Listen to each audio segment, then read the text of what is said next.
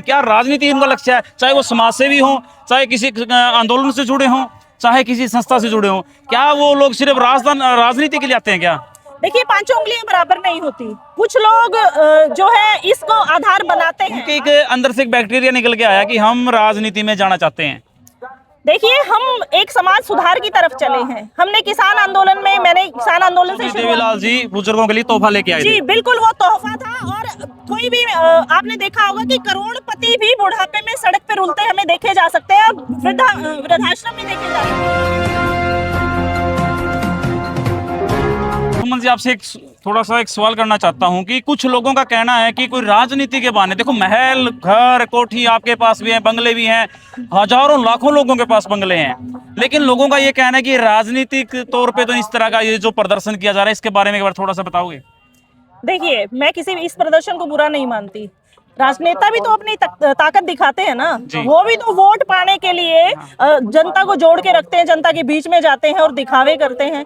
तो आज अगर उनकी भी मान ली जाए कि भाई राजनीति के लिए किया है, तो मैं तो नहीं मानती कि कोई बुरा किया है। राजनीति किसी के बाप की जागीर तो नहीं है कि किसी के नाम लिख दी गई है, किसी मतलब पारिवारिक संपत्ति हो गई, वो वही लोग करेंगे। आम घर का बच्चा क्या, आम घर की बेटियां बेटे क्या राजनीति में नहीं जा सकते? तो मैं इस कदम को गलत नहीं मानती। क्योंकि सुमन हुड्डा जी, मैं आपके बात बताऊं, आप भी बहुत लंबे समय से जुड़े हो, और आप जिस जगह पे खड़े हो, एक हमारे अंदर पेट में जाता है, उस जगह पे खड़े हो। धीरे धीरे करके, नहीं समाज सेवा के बहाने, वो धीरे धीरे करके राजनीति में चले जाते हैं। क्या राजनीति इनका लक्ष्य है, चाहे वो समाज सेवी हो, चाहे किसी आंदोलन से जुड़े हों, चाहे किसी संस्था से जुड़े हों, क्या वो लोग सिर्फ राजनीति के लिए आते हैं क्या? देखिए, पांचों उंगलियां बराबर नहीं होती। कुछ लोग जो है इसको आधार बनाते हैं, आप जैसा कह रहे हैं। पर मैं ये कहना चाहूंगी कि अगर कोई इस तरीके से अपना आधार बनाता है, जन सेवा करता है, समाज सेवा करता है, और फिर राजनीति में जाता है और वहां जाके भी अच्छे काम कर लेता है, तो फिर तो कोई बुराई नहीं है। अगर इसी स्टेप को अगर वो अपने मकसद के लिए, सिर्फ अपने फायदे के लिए यूज करते हैं, तो फिर गलत कहा जा सकता है। जो बीजेपी की सरकार में, मौके पे बीजेपी की सरकार है, इनके मकान को सील कर दिया गया था किन्हीं एलिगेशन लगाकर। अगर हम शानदार महल की बात करें, तो ये इसका जो लुक है, जो इसका व्यू है, सारी चारों तरफ खेत है। यहाँ से सोनीपत 2 किलोमीटर पड़ता है, कोई प्रदूषण नाम की चीज नहीं है। तो इसके बारे में कोई बताओगे क्यों इसको सील कर दिया गया था? देखिए, जहां भी कोई आवाज मुखर होके सरकार के विरुद्ध उठती है ना, तो उस आवाज को दबाने के लिए, उस गर्दन को काटने के लिए सरकार के नुमाइंदे तैयार होते हैं, और उसी कड़ी का हिस्सा ये भी है। आप देखेंगे कि बहुत बड़ी बड़ी हस्तियां हैं, बड़े बड़े बिजनेसमैन हैं, वो इतने फैक्ट्रियां लगा के मतलब प्रदूषण फैला रहे हैं। गाड़ियां इतनी घूम रही हैं जिनके आधियों के भी पॉल्यूशन नहीं होते। सरकार जो है प्रॉपर तरीके से चेक नहीं करती, चेक भी करती है तो गलत कागजात बना के निकाल दिया जाता है। आप देखेंगे नेता लोगों ने कहीं बड़ी बड़ी हिस्से प्रॉपर्टी पे कब्जा कर रखा है, पर उनके यहाँ तो कहीं बुलडोजर नहीं चलता, उनके यहाँ तो कहीं जेसीबी नहीं चलती। तो ये हम लोगों के पास, जो हम आम से इंसान होते हैं, जो हम जनता के हितों की आवाज उठाते हैं, समाज सेवा के लिए आगे हटते हैं, तो ये इन लोगों के खिलाफ ये आवाज बुलंद क्यों की जाती है और उनका गला दबाने की कोशिश क्यों की जाती है? सुमन हुड्डा जी, अगर ट्रेड डील की बात करें, एक बार ट्रेड डील के बारे में बताओगे। जो ट्रेड डील का बोझ हमारे किसानों के ऊपर पड़ेगा, हमारे किसानों को इतना नुकसान होगा कि बताते हैं, किसान संगठनों से जो लोग सामने आ रहे हैं, वो कह रहे हैं कि किसान बिल्कुल मिट्टी में मिल जाएगा। पहले किसान की कमर तोड़ के रख दी है, और लेकिन ट्रेड डील से तो अगर हमारा किसान कहाँ जाएगा, फिर कहाँ बेचेगा फसल, कहाँ वो तो अपना दूध का जो उत्पादन करता है कहाँ करेगा, क्योंकि उसके ऊपर तो कंट्रोल लग जाएगा, वो कर नहीं पाएगा कुछ भी। देखिए, जो यहाँ पे 2 मुद्दे आते हैं, एक बुढ़ापा पेंशन का भी आता है, एक ट्रेड डील का भी आता है। पहले मैं थोड़ा बुढ़ापा पेंशन पे बोलना चाहूंगी। बुढ़ापा पेंशन जो बुजुर्गों की काट दी है, वो बुजुर्गों की सम्मान निधि थी, जिसको काट के सरकार ने बहुत ही गलत किया। चौधरी देवीलाल जी बुजुर्गों के लिए तोहफा लेके आए जी, बिल्कुल वो तोहफा था। और कोई भी आपने देखा होगा कि करोड़पति भी बुढ़ापे में सड़क पे रुलते हमें देखे जा सकते हैं, और वृद्धाश्रम में देखे जा सकते हैं। बिल्कुल है। तो क्या उनके पॉकेट में अगर ये 3000 रुपए डल रहे थे, जिससे वो छोटा मोटा अपना दवाई पानी या किसी को 10-20 रुपया दे के अपना मन खुश करना है, आपको पता है गांवों में बुजुर्ग उस पेंशन को कितना संभाल के रखते हैं, और उनके लिए वो क्या कितनी कीमती होती है। तो क्या उसी पे लात मारनी जरूरी थी? क्या ये मंत्री एमएलए जो 50-50 तनख्वाहें इनकी हो जाती है, पेंशन हो जाती है, भाई एक बार रिटायर तो एक बार की पेंशन, 5 बार रिटायर 5 बार की पेंशन, 10 बार रिटायर 10 बार की पेंशन। और अधिकारी है, अधिकारी अपना कार्यकाल में रहते हुए लाखों रुपए की जो है उसकी सैलरी होती है, और उस सैलरी के बाद लाखों रुपए वो रिश्वत में भी खाता है। जग जाहिर है, ये किसी से छुपने वाली बात नहीं है। उसके बाद हजारों में उसकी पेंशन होती है, उसके आप तनख्वाह क्यों नहीं काट रहे हो भाई? उसका तो 3 लाख का लेवल क्रॉस हो गया ना, तो आपकी हमारे बुजुर्गों पे ही क्यों पड़ी? तो ये बहुत गलत है। कुछ लोगों का कहना है कि आपके समाज के लोगों का कहना है कि जो किसान यूनियन से जुड़े हैं, समाज के नहीं किसान यूनियन के जो नेता, उनका कहना है कि जो मोदी जी हैं उनकी कोई ऐसी नस दबा दी गई है अमेरिका के द्वारा, जो एप्स्टीन का कोई मामला है उसमें कुछ ऐसी चीजें हैं जो आउटपुट इनपुट हुई हैं, तो उसमें ऐसे एक थर्मामीटर लगा दिया गया है कि वो मजबूर बस नहीं, जो ये डील आ रही है, जो ट्रेड डील है, इसमें फंसा लिया गया है। थर्मामीटर मोदी साहब की गर्दन पे लगा है ना, तो वो देश को क्यों काट रहे हैं? उनको निकाल के बाहर करो। जरूरी है क्या उनको वहीं पे स्थापित करके रखना? उनकी प्रभुसत्ता स्थापित करनी जरूरी है क्या? या ये किसी ने लिख दिया है कि बीजेपी की जड़ें गड़ गई है, वो जिंदगी भर जाएंगी नहीं? आपकी जानकारी में ला दूं कि आगे आने वाला वक्त इतना बुरा इन्होंने प्लान कर रखा है कि हमें ये घरों में रोक रोक के मुंह बांध बांध के हमें मारेंगे। ये आगे जल प्रलय का, जैसे अभी बुजुर्ग अंदर बैठे हुए बात कर रहे थे, जल प्रलय भी आने वाली है। वो आपने सुना होगा कि आगे आगे तो पानी के टिक्के ला गया करेंगे। तो वो बात सच्चाई है, वो होने वाला है जल्दी ही।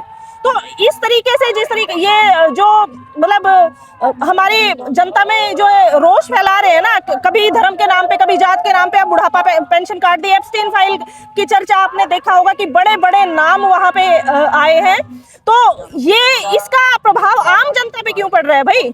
एक देश का प्रधानमंत्री है, अगर उसने कुछ गलत किया है तो वो भुगते, हमने तो गलत नहीं किया। हमारी करोड़ों की जो संख्या है, जनसंख्या है देश की, उसने तो कुछ गलत नहीं किया, तो हम उसके भागीदार क्यों बने? उसको निकाल के आप एक तरफ कीजिए, हिम्मत होनी चाहिए। क्या सुमन हुड्डा जी, सभी किसान संगठन एक हैं? जैसे बात करें हमें गुरनाम सिंह चढ़ूनी जी की, बात करें राकेश टिकैत जी की, दो संगठन वैसे मजबूत रहते हैं हरियाणा के अंदर, हम देखते हैं जी। लेकिन क्या सभी संगठन एक हैं? देखिए, एक घर में 5 भाई होते हैं ना, तो ऊंच नीच तो 5 भाइयों में भी चलती रहती है। इसका मतलब ये नहीं होता कि शरीर का एक हिस्सा काट के अलग कर दिया जाएगा या किसी भाई को बाहर निकाल दिया जाएगा। हम आपस में बेशक लड़ लें, हमारे कोई मनमुटाव हो सकते हैं, कुछ भी भेदभाव हो सकते हैं, पर जब ये किसानी का मुद्दा, इंसानियत को बचाने का मुद्दा, अनाज को बचाने का मुद्दा, बेटी को बचाने का मुद्दा आएगा, तो हम सब एकजुट होकर खड़े होंगे, इस बात में कोई शक नहीं है। ट्रेड डील का मुद्दा अभी आया है, जैसे आपने पूछा, ट्रेड डील में आप देखिए भारतीय किसानों के पास बचेगा क्या?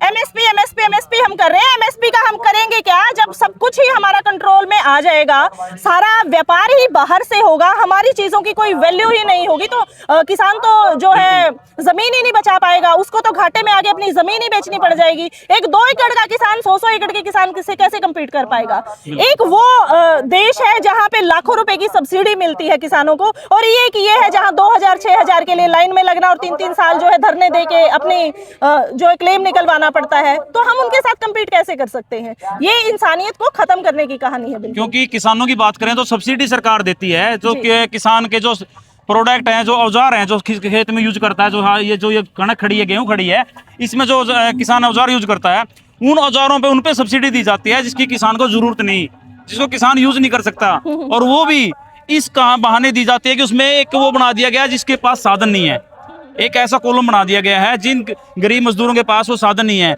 वो सब्सिडी बेकार ही जाती है सभी की, जो किसान यूज नहीं कर पाता, चाहे किसी जाति का भी किसान हो। उसके बारे में क्या कहना चाहते हो आप? देखिए, सरकार ने भी ना ऐसे स्लैब बना रखे हैं जो बिल्कुल एक दूसरे को काटते हैं।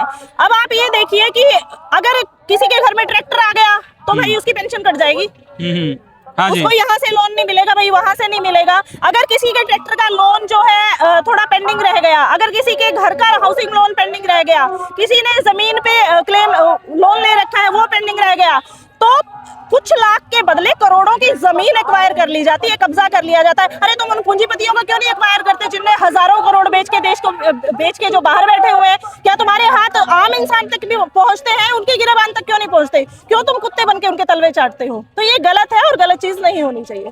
सुमन हुड्डा जी, आपसे लास्ट वाला है जी। जो आजकल जातिवाद का दौर जो पुल चरम सीमा पे, चाहे हम उसकी बात छुपाते भी रहें, एक दूसरे के ऊपर कंट्रोवर्सी होती रहती है, हम देखते रहते हैं, और हमारा लगातार हम हर जगह घूमते हैं तो देखते हैं चीजें। जैसे इस समाज की बात करें, समाज से हटके साधु संत के लोग आते हैं। साधु संत वो लोग हैं जिसका जातिवाद से, किसी धर्म से, किसी संपत्ति से कुछ नहीं लेना देना, किसी राजनीति से। लेकिन कुछ साधु संत भी आजकल अपना नाम चमकाने के लिए कूद जाते हैं उसी चीज के अंदर, अपनी वाई लुटने के लिए, अपने चैनल चलाने के लिए। उनके बारे में क्या कहना चाहते हो जी? देखिए, साधु संत का मतलब है सब कुछ छोड़ के, सब कुछ त्याग करके शांति से अपना जीवन व्यतीत करना और समाज को अच्छी शिक्षा देना। अगर वो साधु संत हैं तो बहुत अच्छी बात है, हम उनका स्वागत करते हैं, उनको नमन करते हैं। पर अगर कोई अपने फायदे के लिए समाज का गलत फायदा उठाता है, समाज के एक बड़े तबके को बरगलाता है, तो फिर वो संत की श्रेणी में नहीं आता। सुमन हुड्डा जी, क्या आप भी राजनीति में जाना चाहते हो?